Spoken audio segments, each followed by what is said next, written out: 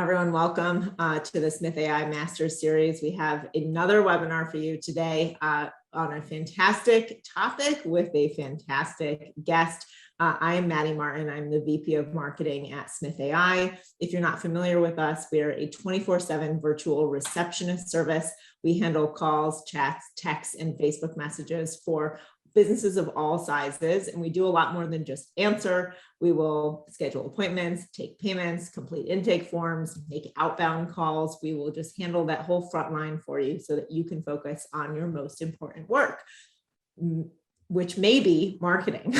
So this is one of the most important topics.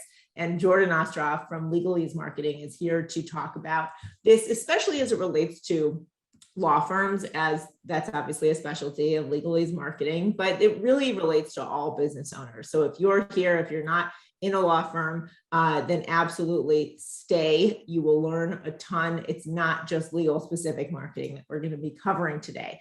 So, the premise here is that a marketing plan for your business works the same way as getting in your car and not having a roadmap. If you don't have a marketing plan, you're not going to know how well are you doing getting to your destination. You need to steer your business in the right destination the same way that you would be going on a car trip, right? So this whole workshop today with Jordan is going to focus on using and creating a customized marketing plan to attract the best clients.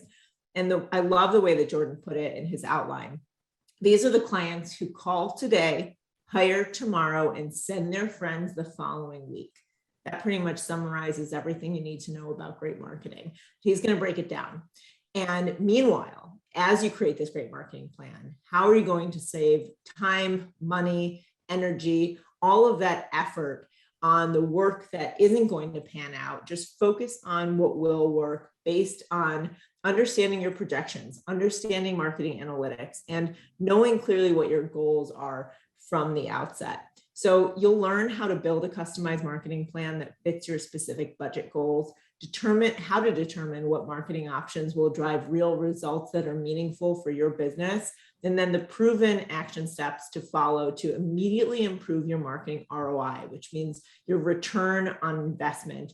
Typically, investment is monetary, could also be time and effort, might also be staff time in the face of other opportunity costs. What else could they have worked on if they didn't work on that particular effort? So hopefully you're making really good use of your resources here.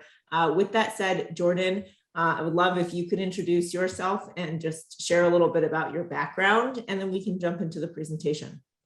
Sure. Before that, first, thank you for having me. And two, seriously, 100% seriously, this is not me butt kissing. When we are done with this, you need to fire up the Successful Lawyer podcast with Larry Weinstein, or the CPA for Lawyers podcast, and look up Maddy's episode. I think it's like 26 minutes long. It is literally the entire concept of marketing distilled down into the quickest and easiest way that I've ever seen it explained. They cover a ton of things. So I highly suggest that episode. It is probably one of my top 10 favorite podcast episodes of all time. Wow. That being said, so I'm Jordan Ostroff. I own a law firm, Jordan Law FL, personal injury firm in Central Florida. But for the most part, I run LegalEase Marketing. So I work 2 or 3 days a week. The vast majority, let's say 15 of those 20 hours, are geared towards helping people market from a prospecting and sales perspective. I don't do any fulfillment for the law firm. I don't do any fulfillment for the marketing company. I have awesome people who would walk you through all this, but I get to set the overarching strategy behind our company through our marketing plans and through my own firm, which is super helpful to help you all go through the same stuff. So I am pouring literally everything that we really do into this for you all, as well as for our clients. So please, please, please, if you got questions, jump in with them. I like the hot bench. You'll have access to all this afterwards, everything. And we're ready to jump in? Ready, let's do it. All right, cool. So I am going to screen share this wonderful presentation. Can everybody see this? Yep. All right, full disclosure, I am a nerd. There aren't that many Hobbit Lord of the Rings jokes after the first slide, but we've got the one there. So we're going to go over what is a marketing plan. We're going to go over the benefits, what's in a great plan, timeline, budget, and I'm going to show you some samples. I'm not going to show you an entire sample. Our marketing plans are like 10 to 15 pages. I'm going to show you some clips from it just because I don't know. I just didn't put a whole thing in here. I think that's going to be too much. So a marketing plan, we are talking about truly a written document that describes your advertising and marketing efforts for the future. It might be a year, it might be 5 years, it might be a couple of months. And the beauty of it is not etched in stone. It's going to be a Google Doc or a Word doc. It's constantly going to be something you can update and edit as things go forward. So benefits of a marketing plan, you can focus, you can target your focus. So you're going to understand your ideal customer, their needs, their problems, their values, and you're going to figure out what makes the most sense to get in front of them. It's going to help you repurpose ideas. We'll talk about this as we get into some of the specific strategies, but ultimately having that overarching plan, you might be focused on referrals and you might be focused on social media. And so how can you repurpose some of your work? So instead of having lunches with referral sources, maybe you start a live show and now you post it on social and you've got that same one-to-one contact that you would with them in the conversation, but also you've got the benefit of getting it up on social. Looks like, oh, okay, cool. So save money, the benefit of a marketing plan. We are hoping that you're going to save money and time and energy and aggravation by having this idea. You know, a lot of us execute random strategies or we hire a vendor to do one specific thing, but we don't understand where that fits in the whole hierarchy or ecosystem of what we got going on. And therefore we can waste a lot of time, money, and energy. And it's going to make it easier to track because we're going to talk about when you set that plan from day one, looking at what success is, what the right results are, and what you want to be tracking. So a marketing plan should be an entire concept of time. You have your previous efforts, your current stuff, and you're looking to the future. You should have all of that in your marketing plan because I promise you, as somebody who has had a ton of terrible marketing ideas, who has literally blown hundreds of thousands of dollars before I really figured it out and then started LegalEase, I learned a ton from those things. So even if it was like this was a dumpster fire of a plan, why it was terrible is super helpful. So goals, what is success? You are making this plan. You get the benefit of figuring out what success is and what your goals are. It needs to have your ideal client. Everything's going to center around that. Like if you look at your law firm's future as a target, that ideal client is the bullseye. You might get some things a little bit out, but you want to be aiming for that center. You want to evaluate the entire process. We're going to go through that, but you're looking at marketing. You're also looking at the sales process. You're looking at like the entire client journey to see where you have the opportunities to turn that into marketing efforts. You want to identify all of your brand assets. We'll talk about what that is, but ultimately in a nutshell, logo, website, any brochures, t-shirts, swag, whatever it's going to be. Those are some of your brand assets. You want to look at it from a content, organic, social, and ad standpoint, and we'll break that up in more detail. And of course, you want to talk about budget and time frame. I promise you, if all of us had unlimited money and unlimited time, none of us would be here because we'd be totally fine on those things. But ultimately, all of this becomes an issue of what is going to be the best use of our resources, what is going to get us the best ROI as we go. So previous efforts, seriously go through everything. If you sponsored a little league team, put that in here. If you spoke at a PTA, put it in here. If you paid to be in a menu at a local bar, put it in here. You want to get as many of those things in here as possible because then you start going to the results from it. Most attorneys don't track their stuff. 90%, most businesses are in a similar boat. So if you're not tracking your stuff, I want to say it's fine in the past. It's not fine going forward. We want you to start tracking so you can determine what went right and what went wrong. If you don't know what you wanted to do and you weren't tracking the results, you have no idea whether or not you were successful. So if you know that you had a bunch of marketing efforts that were terrible, think about why. What went wrong? What was the issue? Did you not put enough money into it, enough time? Was it not the right thing? Was it not written the right way? Not in the right place, etc. And then obviously what you learned from it.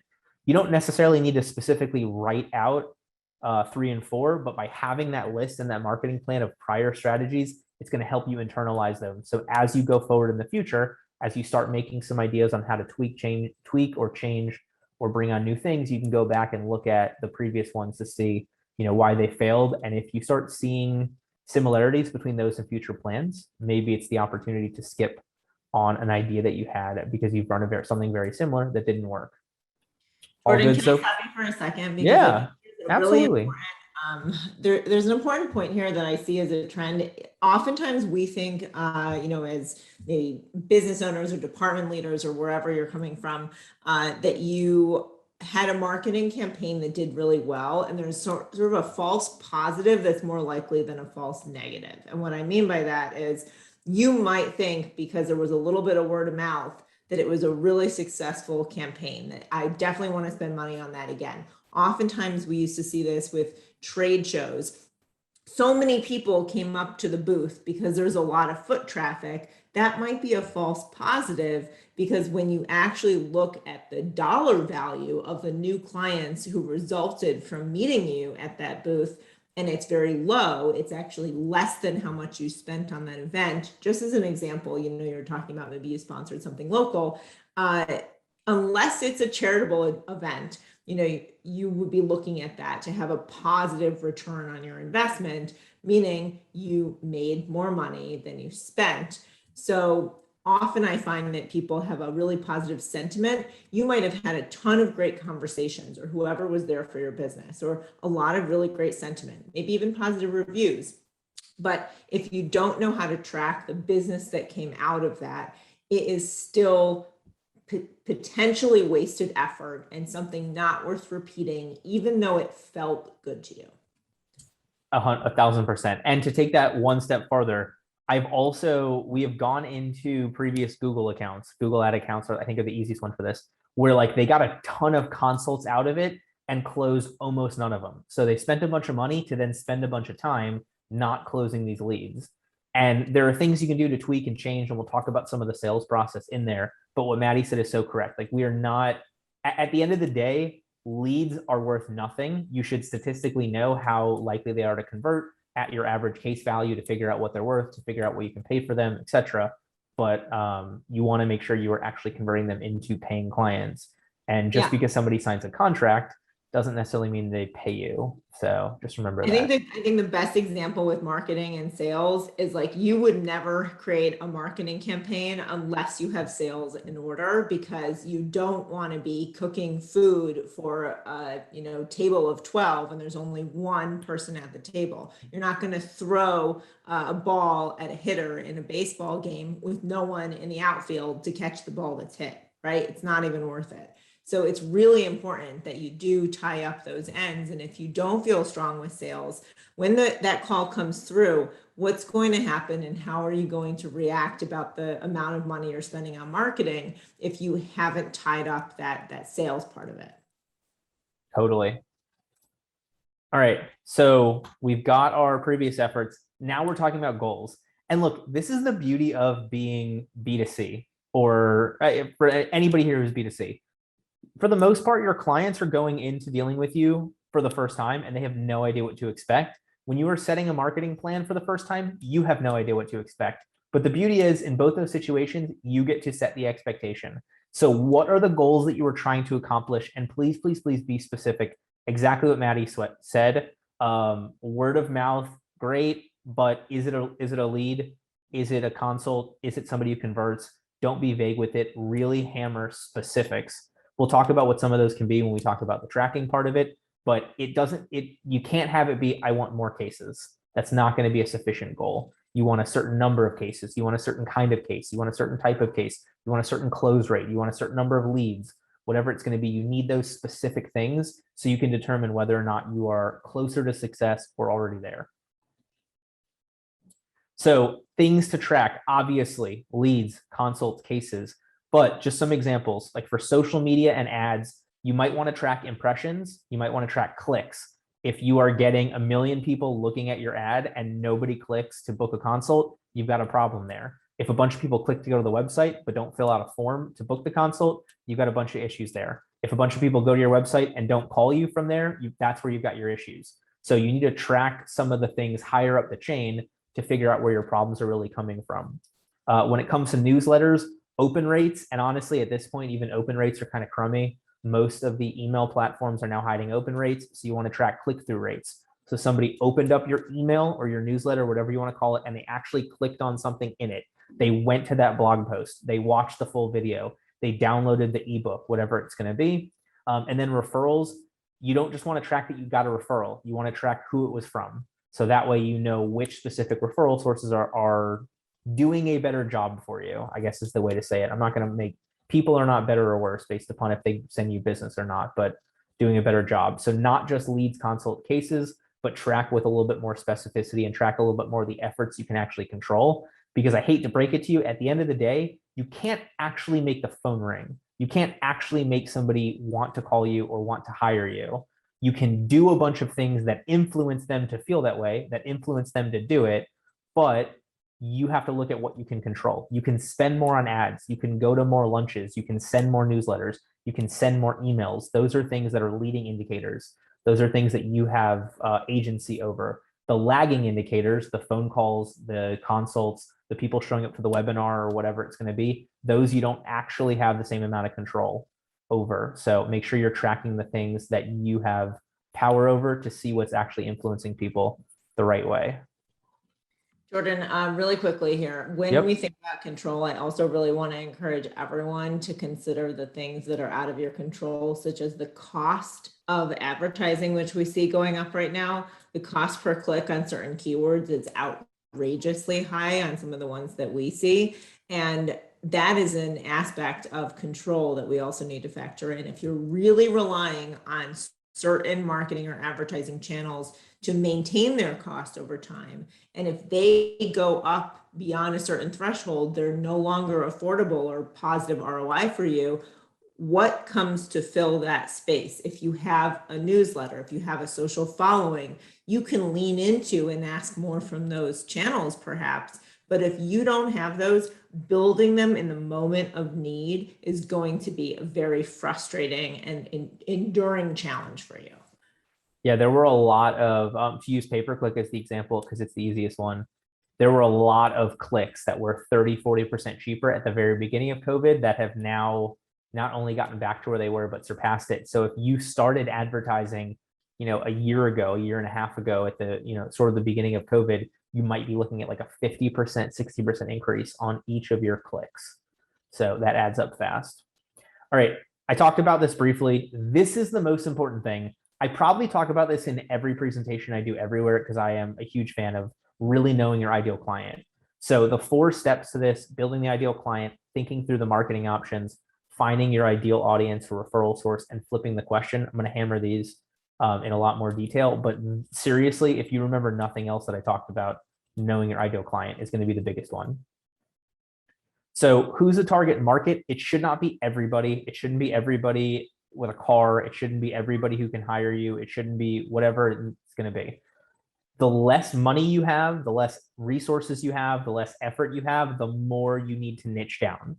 And I know what everybody's saying. Well, if I niche down, I'm going to lose out on a bunch of cases. Probably not.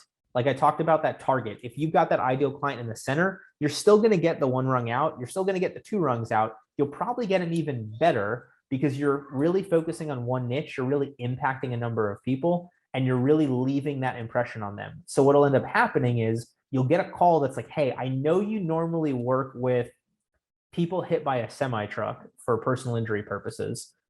Are you able to help my friend who was just hit by a van? Something like that.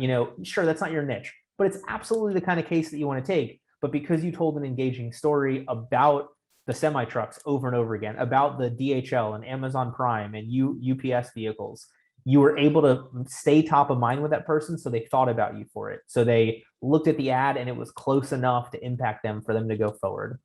We can talk about that in a lot more detail, but I want to kind of get through this because we got to cover all the marketing stuff. But don't sit there thinking if I niche down, I'm going to get fewer cases. You're going to get more cases and you're going to get better cases because there's 1.3 million attorneys in the country. There's 400,000 law firms. If you're a realtor, your numbers are even worse. You need to be number 1 in that person's mind. You need to be the ad that they click on. You need to be the one that they hire. And by niching down, you're going to drive some people away, but you're going to attract a lot more people, especially the ones that are closer and closer to the kind you actually want to work with, kind of person, kind of case, location, whatever it's going to be. So building your ideal client. If you already have clients, go back and look. Top 5 favorite ones. What do they have in common? Is it a similar case? Is it a similar background? Did you find them in a similar manner? Whatever it's going to be. If you don't, then you're creating a fake person. You're creating an ideal client avatar, as I talked about. Age, gender, education, income level, geographic location, occupation, interest, hobbies, etc. We've got this on our website. If you go to legaleasemarketing.com/education, you can download the actual worksheet. You do not need to give me an email address. It is not a lead magnet. I just want you to have it. So legaleasemarketing.com/education. And I think if you click on this, it might take you there automatically, but it'll go through all these questions. You can do it on your own time. I promise you it will be the best use of your time. The more that you understand that client, the more all the rest of this falls in place. So when you have that person in mind, now it becomes a question of what options do I have to connect with them? So social media, print, email, websites, SEO, word of mouth, referrals, etc. Really, it's where are they now? Are they consistently in the same location? Are they consistently in a group? Are they on a specific social media platform? Are they in an organization? Are they at an event like Maddy talked about? And yeah, I guess I did this in a lawyer. When they need you, where are they going to go? How are they going to change where they currently are when they need your help? If you are a realtor, when they're ready to buy a house, what are they changing? Where are they going? How are they going to find you? If you're an accountant, when are they going to reach out to you? Hopefully not April 14th, but whatever it is along those lines. So are they going to find, how are they going to find you? Search online, check mail, etc. And if you're referral based, who are they going to ask? If you work with students, are they going to their teachers? Are they going to their guidance counselors? Are they going to their parents? Are they going to their friends? If you're working with young professionals, are they going to their boss? Are they going to their mentor? Are they going to, whatever it's going to be? Think about it that way, because that's going to help you figure out what marketing strategies make sense. So the different methods, all of you should be identifying these methods, even if you decide not to do them. So content creation plan is, what are you putting out into the world? What are you creating? Is it videos? Is it blog posts? Is it stuff on your website? What are you doing? Are you speaking at different events? Are you in BNI and you're doing your 10-minute presentation? Are you in Toastmasters? Like, what content are you actually creating? Super meta, this presentation is a content strategy for me. Like, this is content that I created, Maddy put it on, etc. So organic plan, think free stuff, what you already have. So the people that are already your friends on social media, your connections that are already linked to your business, your firm, whatever it is along those lines, a plan for that. Social media, specifically the social media side of all the organic stuff, and then advertising, paying for eyeballs in any manner. It could be Yelp ads, it could be billboards, it could be cold calling for certain industries, whatever you are 100% paying money on to get exposure, that's an advertising plan. If you're paying for more eyeballs, if you're paying for leads, whatever it's going to be, think about all of those. Make sure you are incorporating, make sure you're at least considering all 4 of those as you're working through this marketing plan. You may end up not going with some of them for some specific reason, but at least look at them. And then social media, I just want to touch on briefly. I hear this all the time. I'm 100% referral based. I'm not on social media. My clients aren't on social media. Great.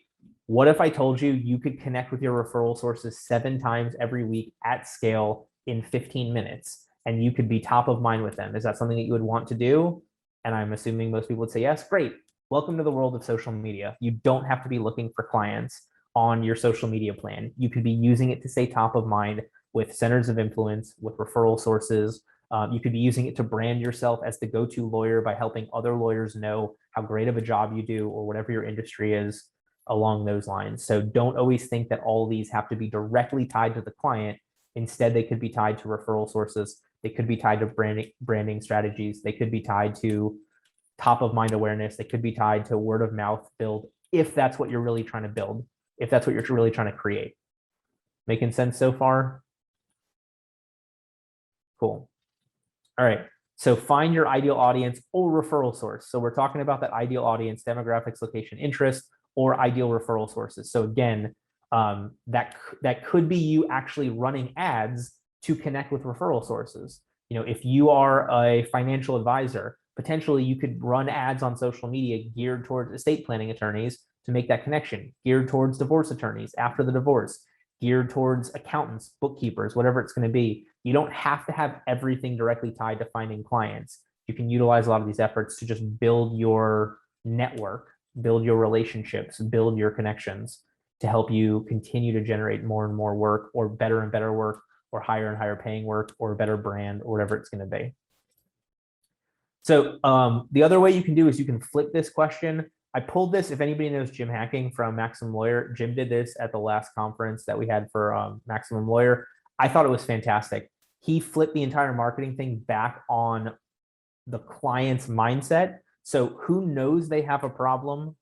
Who knows they have a problem but doesn't know what the solutions are? Who knows what the solutions are but doesn't know which is right for them? Who knows the pros and cons of solutions but can't decide? And who are your brand loyalists? This will really help you figure out some of where you need to be.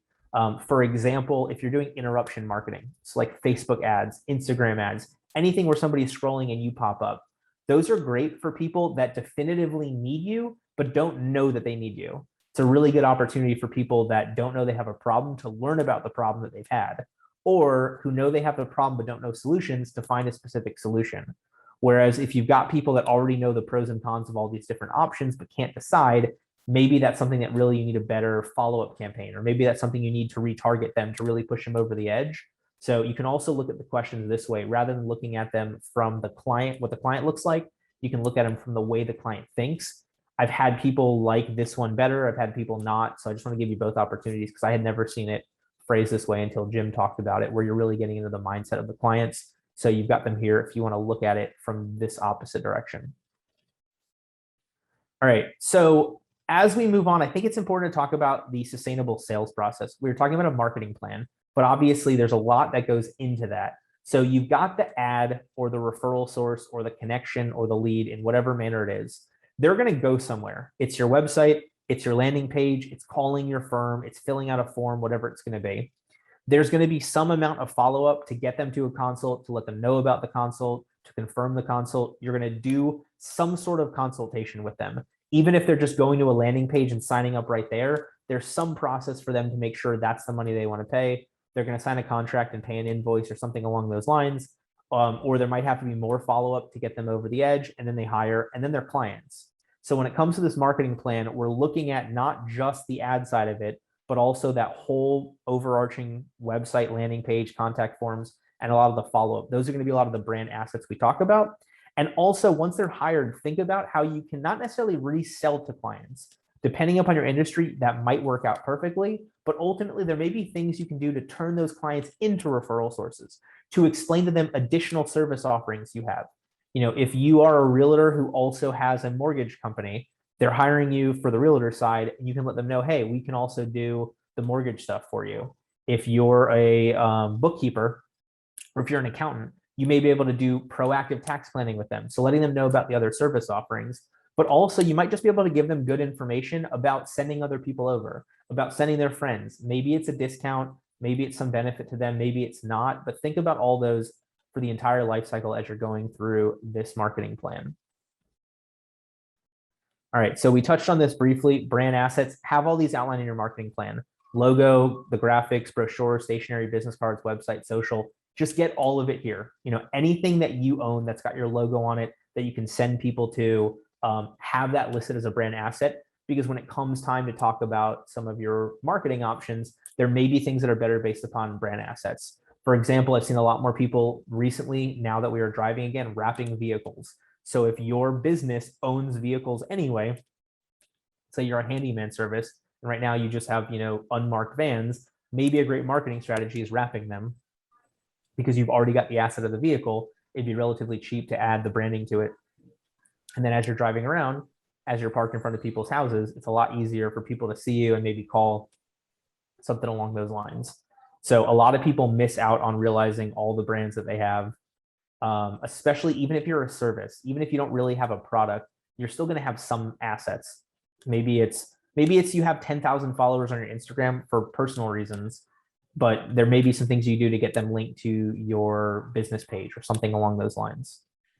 Jordan, can I share one thing here that comes up really often with brand? And I just want to like demystify this. If this is going through your mind, like, oh my gosh, this looks like so much that I have to do. I don't have a designer. I have someone who helps me with some Canva stuff, or I was on Fiverr and I got my logo made, etc. Like, first of all, what you have now is not written in stone. It's not going to be memorialized in some business owner Bible.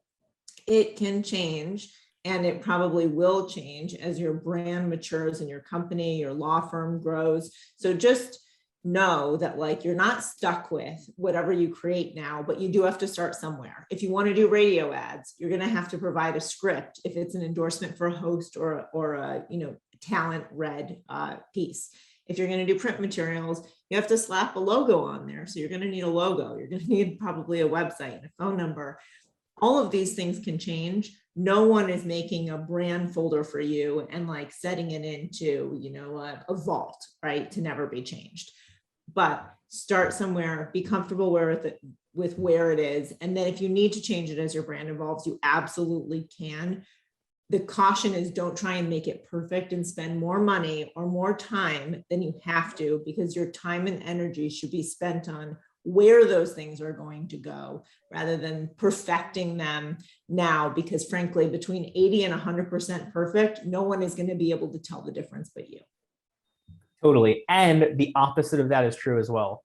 If you have identified that your ideal clients are on a bunch of different social media platforms, but you're not on Pinterest and you're not on Twitter and you're not on TikTok and you're not on LinkedIn, and you don't have any presence there and you don't have a page already, knowing that lack of that in your brand assets might help you know, like, all right, well, let me commit to, Facebook and Instagram because I'm already there. I've already got followers. I've already got the firm page, something along those lines. So even a lack of assets could be super helpful for you when it comes to outlining the right marketing plan or right marketing strategy.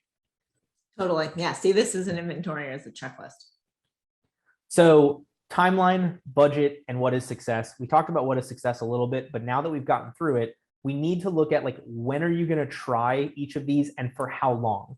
There are a number of marketing strategies that are traditionally take longer. Referrals generally take longer. SEO generally takes longer. Brand building generally takes longer. Getting speaking engagements generally take longer. Getting on social media, running ads, paying for leads, throwing up billboards, those are things that normally can happen faster, but normally cost a lot more money. So you're balancing sort of the timeline and budget of these things. Ideally, I think if you are truly doing this from best practice, you're going to have like 2 or 3 efforts that are faster and 1 to 2 efforts that are longer and more sustainable. I'm a big fan of pretty much every business having a pretty solid foundation of referrals, no matter what. There are certain, I guess I shouldn't say no matter what, 95% of the time, because no matter how many ads you run, no matter how great you are on social media, no matter how many speaking engagements you do, if you know that you've got 30 really good referral sources sending you 3 cases a year, you've got 90 cases, and whatever your value is of each of those 90 clients becomes the fact that you can budget off of that without being worried about everything else. It's going to be a lot easier tomorrow for Google to double their rates on pay-per-click. It's going to be a lot easier next year for billboards to be super expensive. It's going to be a lot easier next year for a new social media platform to come up and another one to fall behind than it is for all of those referral sources to completely change over to sending cases to somebody else or leads or connections, whatever. Then it comes budgeting the value, the actual money, but also the time and effort, because you can do social media for free. You do not have to pay to be on social media, because we are, for the most part, the product, not the user of social media, and the ads to us are how they make money. But if you want it to go faster, you can run ads, you can boost posts, you can target things to get more followers. Don't pay for them. Please, please, please. Don't get me wrong. Do not pay for followers. That's a huge another issue, but ultimately look at the efforts you're going to take. And then again, what is success? How many cases do you need from this? How many can you expect to get? The easiest way I think is to do this in an example. I'm going to use pay-per-click again because it's so numbers based. So if you know that every click is going to cost you $25, and if you know that every 4 clicks gets you a consultation, then it's $100 to a consult. And if 50% of your consults sign up, then it's $200 to a consult. So it's $200 to a client, I should say. So if your average client value is $1,000, that you're spending, for the most part, $200 to make $1,000. You got a 5x ROI. And in theory, you should be able to scale that up if 10 clicks becomes 100 clicks, 1 consult becomes 10 consults, 2 clients become 20 clients, $1,000 becomes $10,000, but also the spend is going to go up with it. So you have to think about things that way. A lot of these will be scalable. Some of them will not be. Networking, and actually, I think this was Maddy's presentation at Max Law 3 years ago, networking is not scalable because you only have so much time and effort, and there's only so many people. Referrals are not a growth strategy. There we go. Thank you. Referrals are not a growth strategy. So it's true because there's only so many people you can stay in touch with. But in theory, if you want to be a 100% referral-based business, you can bring on other people that can build referral relationships in a similar manner with different people, and you can be exponential growth as a company along those lines, assuming you find the unicorns like you who build great relationships with people and whatnot. But you need to set a timeline, a budget, and what is success for every potential campaign in your marketing plan. Each one should have its own timeline, its own budget, and what success really is. Because bringing on a $50,000 a year employee who's supposed to generate business looks a lot different and actually will cost you more than just their salary than running $50,000 in ads, which will just cost you that, and honestly may cost you less. You run them on your credit card, you'll get 1 or 2% back, something along those lines. So you really have to look at each strategy by itself when it comes to timeline, budget, and success.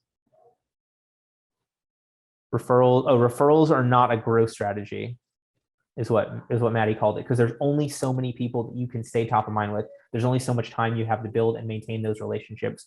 Whereas, and they're typically not done strategically. That right, and it's a limited pool based on the amount of effort that's required for everyone. Although there's some tools that are helping you with that, and also typically referrals are done on a that's so nice to have basis. Thank you so much.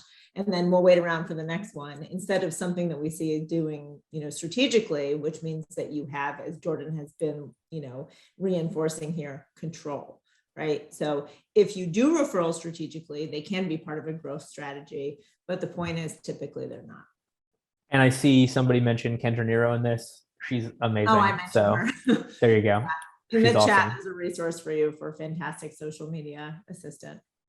All right, so now we're going to go into some samples. So like I said, a marketing plan from us is going to be like 10 or 15 pages. So I'm not going to pull the entire thing, and also they're custom for everyone. I pulled some examples from a couple of different ones.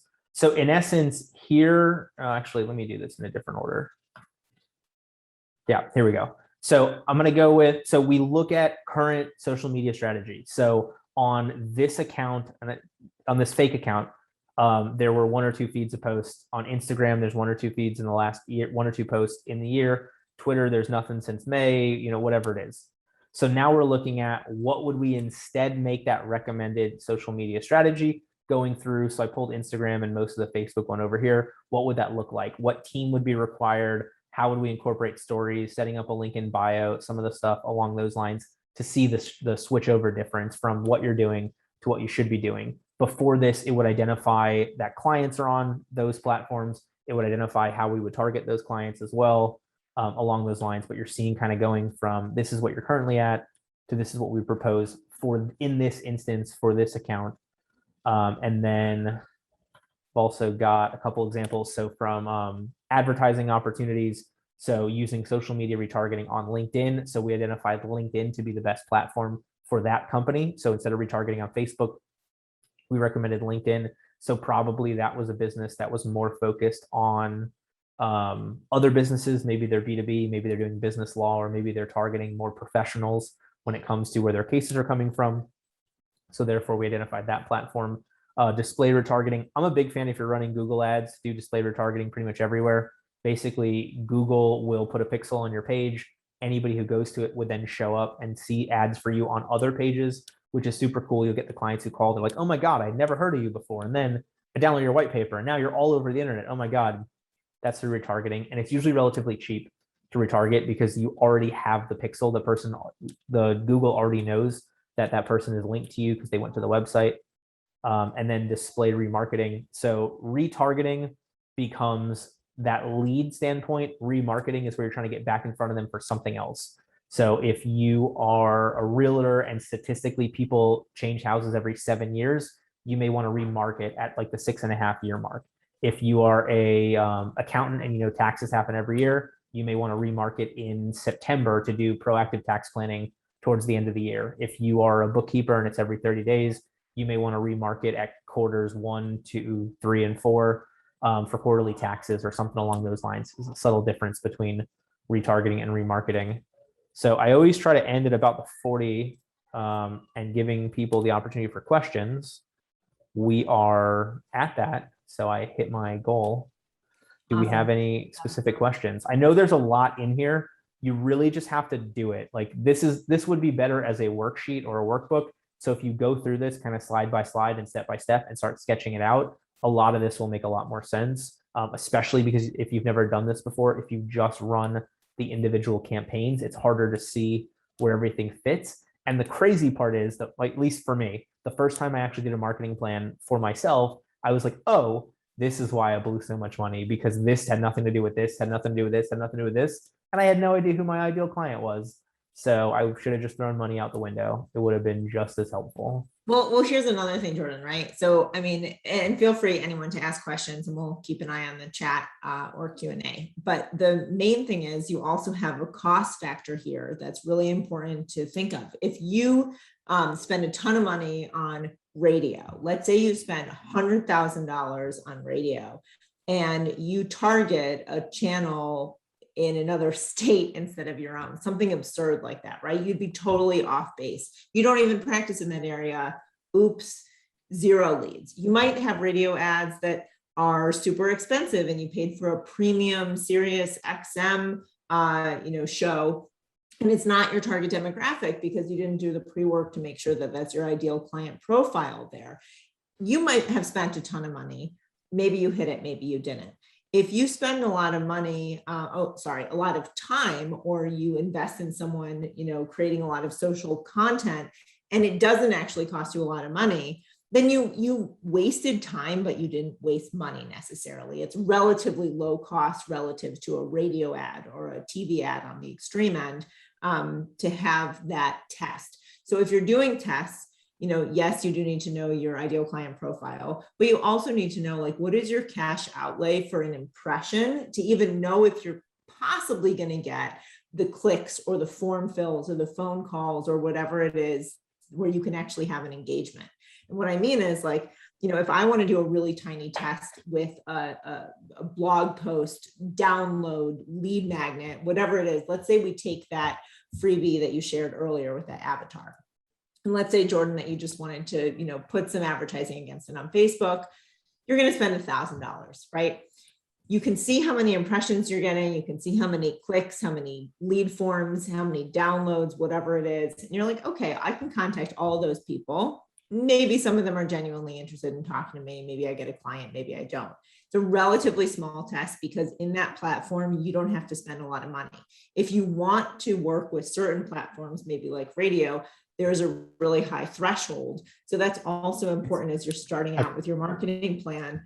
I promise you that threshold is a lot lower now than it was 3 years ago, though. That's true. And there's not a lot more sort of like user tools, like Hulu, for example. You can have a Hulu commercial yourself. You don't even need to work with, a Hulu advertising manager, right? Whereas in the past, that would definitely be required. But my point is, there are also tools to help you estimate this. And if you don't find an ability to estimate it, I think that's an important point to have a pause. Google AdWords has a keyword planning tool, and all you need is a free account to get access to that.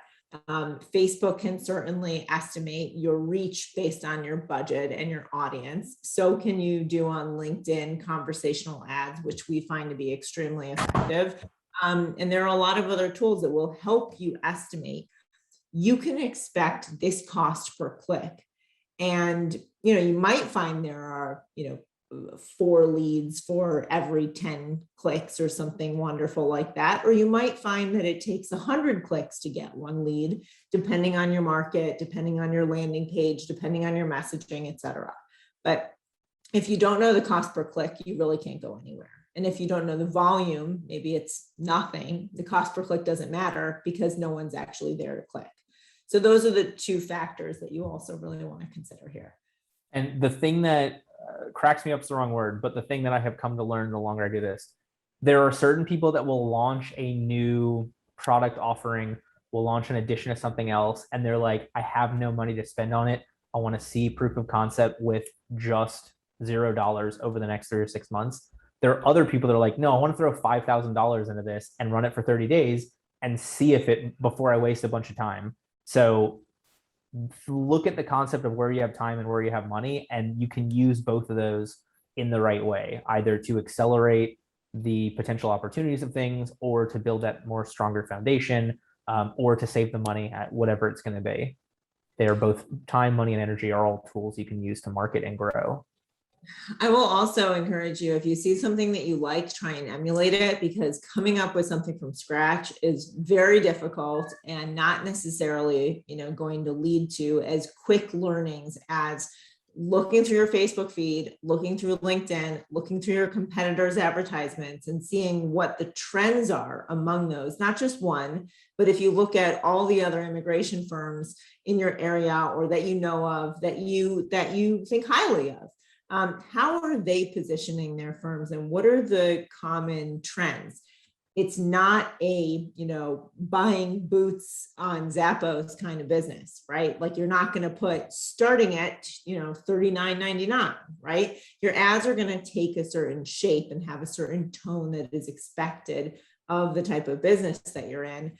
And that will lead you down a path of, all right, what does this look like for my firm? And what happens when they click? One of the things that you can easily control here is what action are you asking for on your landing page, which is a whole nother topic that we can talk about, Jordan. You've got a landing page, and if there's nothing for them to do, how are you going to capture a lead in that scenario? You might retarget them, you might show them an ad when they get back on Facebook, but you're missing an opportunity with a big phone number, with a form fill, with a button that says, get a consultation, in a contrasting, nice, bright color that will help you at least succeed more often early on. Yeah, totally. And as long as what you are emulating is something that is genuine and authentic to you and genuinely matters to your ideal, or you or your company, and genuinely matters to your ideal client, that's where you're going to find that great success. Because what cracks me up all the time is I'm like, oh, hey, so-and-so who also is an estate planning attorney ran this campaign. It did well for them. It sucks for me. And I'm like, all right, well, but are you dealing with the same clients? What do you mean? Well, one of you is trying to target, new parents on their first estate plan ever. The other one of you is trying to target people worth $10 million or more, trying to get their assets together as they move into a retirement home or whatever it's going to be along those lines. Like, although it's the same practice area, although it's the same product or service they get at the end of it, it's a totally different ideal client. So the marketing efforts have to be totally different, or not have to be, but there are certain things that will. That's an excellent point. And I think also, oftentimes we look at, what are the tools that someone else is using? You might find that for a client who is creating their very first estate plan, who just had a baby, maybe they're millennials, whatever, you might have a totally different website. You might have a checklist that is bait for them as a Facebook download. Might have a webinar, like things to know, like as soon you have a family now, like here's what you're protecting. Are you protecting your most valuable asset, et cetera? That might attract them. And that wouldn't at all necessarily attract another camp. And if you're in business and you have trademark clients versus outside general counsel, those are also two different camps. We often talk about B2C versus B2B. If you have trademark clients, let's say, Joey Vitalia, Indie Law is a great example. Like his clients are individual creatives and business owners small business owners behave like consumers, right? They don't behave like big corporations.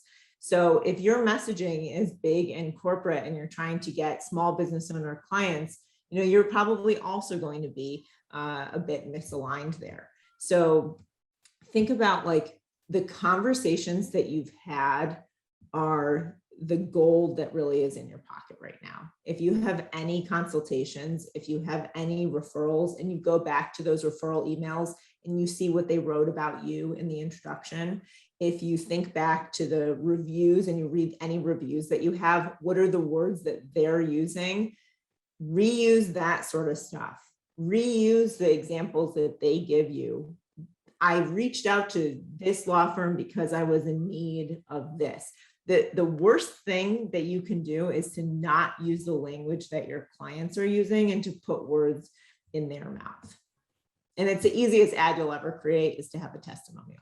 Someone's face, a word of praise, and a call to action is by far the easiest ad that you can make and requires no marketing savvy. Yeah, they had John Strohmeyer, who's a tax attorney in Houston, actually did that. He took all whatever it was, 75 reviews, put them through one of those word map generators, and then found some of the synonyms and like literally had it, like the 5 giant words, responsive, caring, proactive, whatever it was. I thought that was a brilliant idea to really hammer those things. And that's why we go back to, if you've got those clients already, the ones you really liked, those are your ideal clients. And what Maddy said, I mean, that's the messaging you've got in a lot of your advertising on your website, on your social media posts, on your consultation and the conversations you have. I mean, really, all of this is trial and error over and over again. And the more that you're really listening to what the client is truly saying, or the more you're figuring out what they truly need or truly want to hear, the better you're going to do all these things, assuming you're great at your job, assuming you provide a great product or service, assuming, that all being the table stakes, like the top percent of the top percent of the top percent is going to come from this stuff. Definitely. And I would also not discount the more traditional channels. I mean, I know I talked about radio, but also, Jordan, I know you're a fan of like networking groups, the BNI, the small groups, not necessarily something you have to pay into like a mastermind, but some of these groups are extremely powerful in the sense that like people are showing up there week after week, whatever it is, month after month. And those are relationships that really do pay off. And we know because these organizations through thick and thin are still around, right? And those seats are really hard to come by. If you know about BNI, for example, there are some very powerful networking groups where that seat is worth quite a lot and it's not just given to anybody. So think if you're not comfortable with social media, but you are really comfortable in that sort of networking group format, how can you bring that more into your business and maybe even host something yourself? I was just part of a webinar earlier today from Ruby Power's Power Strategy Group. And, she has found, she's an immigration attorney, and she has found her own small group. And I guarantee you that even though she is there for others and serving as a consultant, she also gets referrals for her immigration practice as a result of that. Right. So these things really do feed both ways. And strategically, how are you positioning yourself, as a human and as a, someone who's giving back to the community in one way, shape, or form? That's also really a powerful mechanism. I mean, Jordan, I see you contributing into, Facebook groups all the time. You invest a lot of time into being present for others. And I would expect that pays dividends for you. I mean, a ton. I make a bunch of money off of it and it makes me feel great. So what better intersection of, you're genuinely helping someone too, right? So like there's no negative. You have a little bit of time invested. It's you personally giving expert advice. You're getting paid for your time in one way or another. And that person who you responded to is genuinely being helped by your advice. It's not a sales pitch, right? So in your marketing strategy, you really have to factor in time in addition to money. And that is often the thing that people don't factor in. Because honestly, most people are not going to execute on the great advice that you give them for free. And the best of them are still going to pay you to do the execution once they realize they're not going to do it. And I know that's definitively it for marketing. I know that's definitively it for legal. I'm assuming that's it for so many other professions because I've heard this from, all sorts of experts along those lines. Definitely. And I mean, we have a whole class that you can find on our YouTube channel around DIY legal products. Like there are plenty of firms that are also creating productized services online, some DIY guides that are, things that you can charge for that are light services that are not the whole kit and caboodle with working with a law firm or any type business. I got into an epoxy countertop at my new house last year, and we bought those products from the company. We didn't pay them to make a countertop. We bought their products so that we can make our own. It's very much the same thing in any service-driven business where like you want a piece of that how do you make that available? How do you make those forms more accessible to your clients who want to DIY instead of paying for the whole kit and caboodle? That is an available market to you that I think attorneys and other service-driven businesses are seeing now more than ever. Absolutely. Anybody else? Last questions?